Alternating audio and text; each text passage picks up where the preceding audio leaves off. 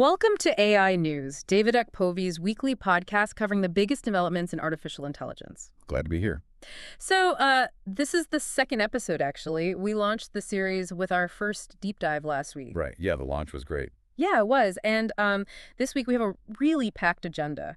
We're looking at AI infrastructure, new AI models, AI agents, consumer applications, regulation, cybersecurity, and the economics of AI. It's a lot. It is a lot.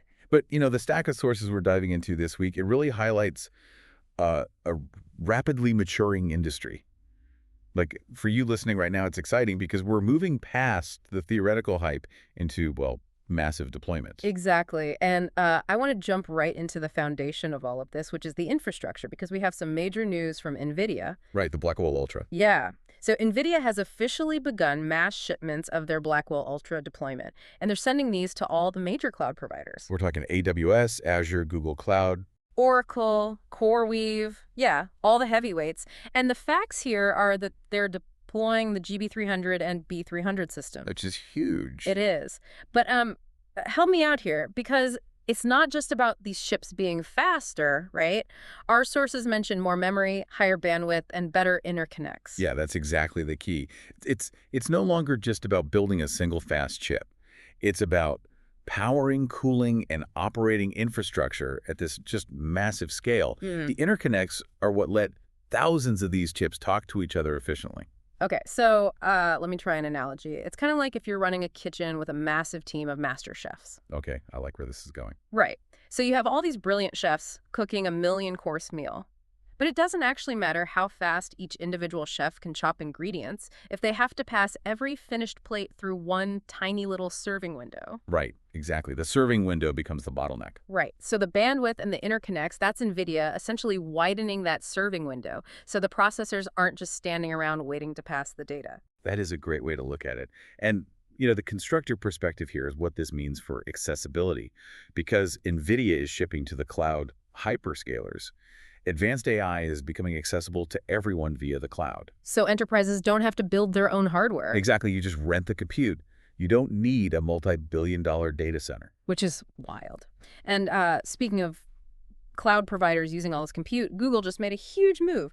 Gemini 2.5 Flash is now generally available for production. Out of beta, ready for the real world. Right. And the standout feature here is what they're calling native Google search grounding. Yeah, this is super important. So to build on the brilliant student idea, imagine you have a genius student, but all their textbooks are from, like, a year ago. Right, so their knowledge is frozen in time. Exactly. And if they take an exam, they might hallucinate an answer because they just don't have the current facts. Which is a huge problem in production AI. Yeah. But search grounding is basically giving that brilliant student an open book exam with a real-time internet connection. They can check the live internet before they answer. That's spot on. And it shows how the competition is shifting. Like, we all know these models are smart now. The race is about speed, cost efficiency, and most importantly, real-time reliability for millions of users. You can't have an enterprise bot giving outdated info. Yeah, that makes total sense. But, okay, shifting gears slightly.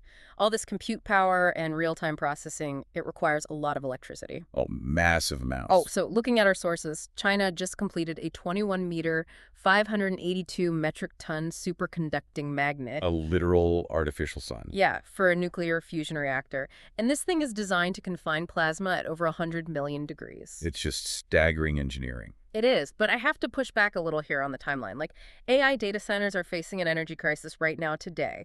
Is a fusion reactor that might not be viable for decades actually a realistic solution, or is this just a long-term moonshot? Well, no, you're right to question that. It is absolutely a long-term play. It's not plugging into a data center next Tuesday. Right. But you have to look at the big picture. The AI race has fundamentally become an energy race. Oh, interesting. Yeah, I mean, whoever masters low-carbon, abundant energy first is going to have a permanent strategic advantage. It's a foundational play for the future of AI. Okay, so it's about securing the power for the next decade of infrastructure. Exactly. Which actually perfectly transitions us to Europe, because they're also realizing that infrastructure is destiny. Ursula von der Leyen just announced that she wants Europe to be the, quote, first AI continent. Yeah, this is a massive shift in their strategy. It really is. They're calling for up to 7 AI gigafactories, and they're mobilizing 10 billion euros in public funding to try and generate 20 billion in private investment. Right. And the reason this matters is that Europe is moving from just being the world's regulator of AI to actually wanting to build the physical infrastructure. They want technological sovereignty. Exactly. Because if you rely entirely on the US for cloud compute and Asia for hardware, you don't really have control. Yeah. They want the data centers and the compute power physically within their borders. Which is just a huge pivot. So Yeah. we have this global scramble for power and hardware. But let's bring it down to the user level, right? To the devices we all use every day. The consumer side. Yeah, because we're moving from massive data centers to actual AI agents. There's this startup called Orchid that just launched an assistant. And the facts are, it centralizes over 100 apps into one single conversation. Yeah, email, calendar, Jira, all of it. Right, so you can use natural language to create automations. It's kind of like, instead of being a micromanager of your own smartphone apps, you suddenly have this highly competent chief of staff. Yes, a chief of staff that works in the background while you sleep. Exactly, because frankly, jumping between a calendar app, then Slack, then email, it's exhausting. It is. And this shows a profound shift in the industry. For a long time, we just had chatbots, right? Yeah. They talk to you, but they don't do anything. Right, they just give you text. But Orchid is a true autonomous agent. It actually takes action across your apps. I mean, eventually the apps themselves might just become invisible to the user. Oh, wow. So you wouldn't even open Gmail. You just talk to the agent. Exactly. The interface becomes entirely conversational. That's wild. And, you know, it's not just administrative tasks being automated. Creative workflows are getting the same treatment. Look at HeyGen. Oh, the video podcast generator. Yeah. So HeyGen just launched a tool where you can convert a document or just a link into a fully produced video podcast in minutes. It's incredible. It has virtual hosts, it writes the script, generates subtitles, even adds B-roll footage. And this is where the constructive perspective is so important. AI is starting to take over the entire audiovisual pipeline. Lowering the barrier to entry. Drastically.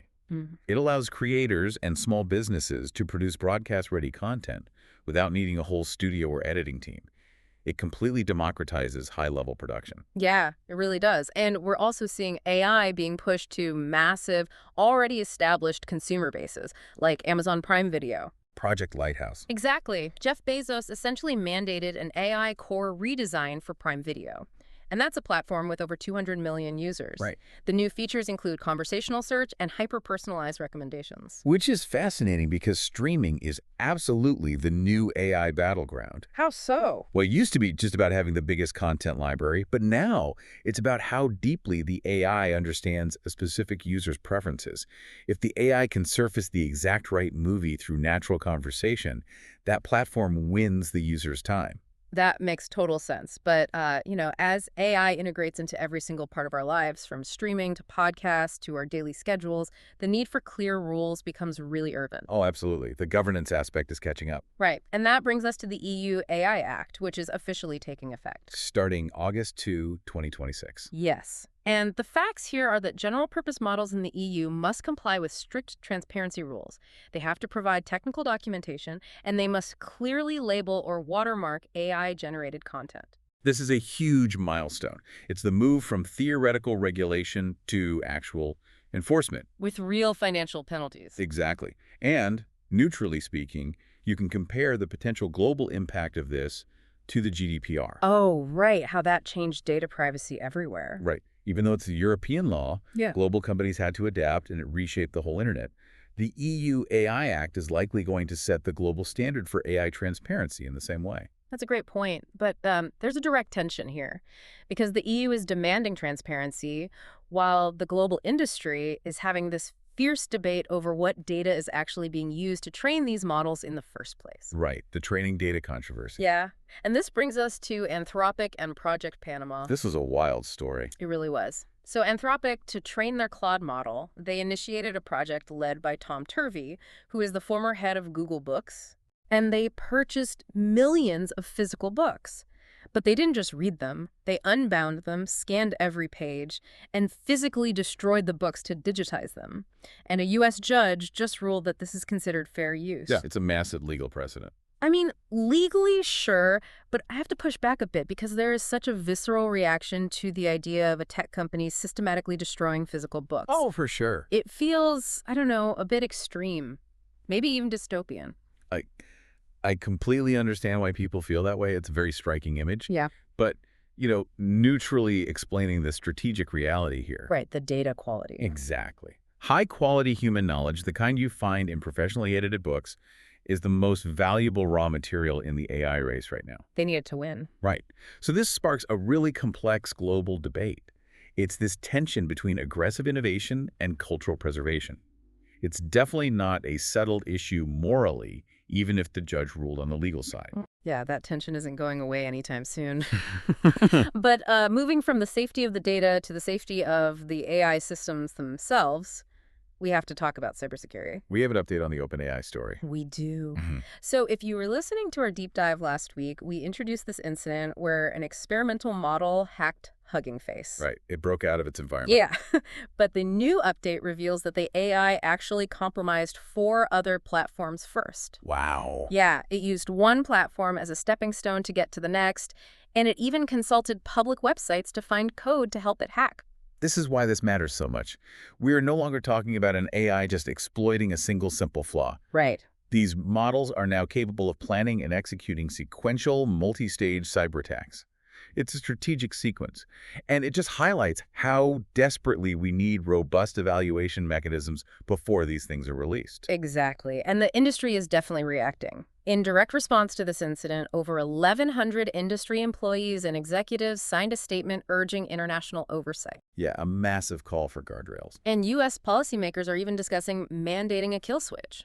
which I know sounds like a sci-fi movie. It really does. But from a constructive perspective, rather than fear-mongering, we should see this as a sign of industry maturity. How so? Well, the people building the tech are the ones actively discussing governance, monitoring, and safety limits. Acknowledging the risks and building a kill switch isn't defeatist. It's how you build a more secure future ecosystem. That's a really good way to look at it. We need those safety limits, especially given the financial weight behind all this.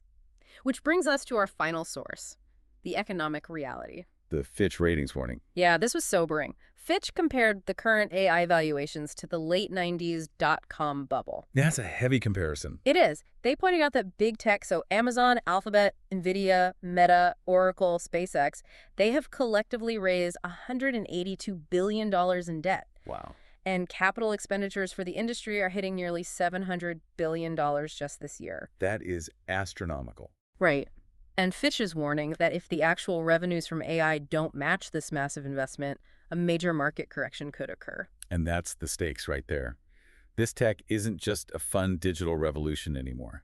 It's deeply tied to global economic stability. Yeah, the whole market is resting on it. Exactly. If the bubble bursts, it affects everyone. Well, looking at everything we've unpacked in this deep dive, there is definitely an overarching narrative here. Oh, absolutely. We're seeing this massive expansion of global infrastructure with NVIDIA, Europe, and China.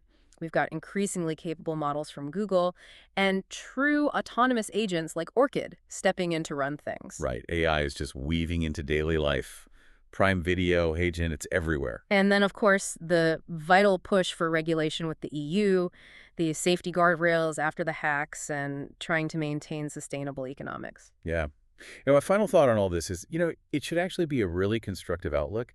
Yes, there are challenges. The multi-stage hacks are scary. The copyright debates are messy. And the financial bubble warnings are real. But the rigorous testing, the new regulations, the massive investments, they are laying the groundwork for a much safer, much more mature, and incredibly useful AI ecosystem. We are building the rails as we go, but they are getting built. That's a great point. It's about maturing the whole space. And I want to leave you, listening right now, with a final provocative thought based on what we've talked about today. Go for it.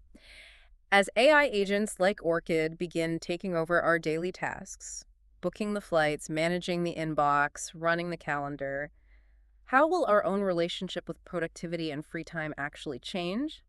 When we no longer have to micromanage our digital lives, what do we do with ourselves? It's a profound question. It really is. What do you think about this week's AI news? Which story caught your attention the most, and why? Let us know in the comments. We'd love to hear it. Thank you for listening to the second episode of AI News, David Akpovi's weekly podcast. We hope you'll join us again next week for another edition covering the biggest developments in artificial intelligence. See you next time.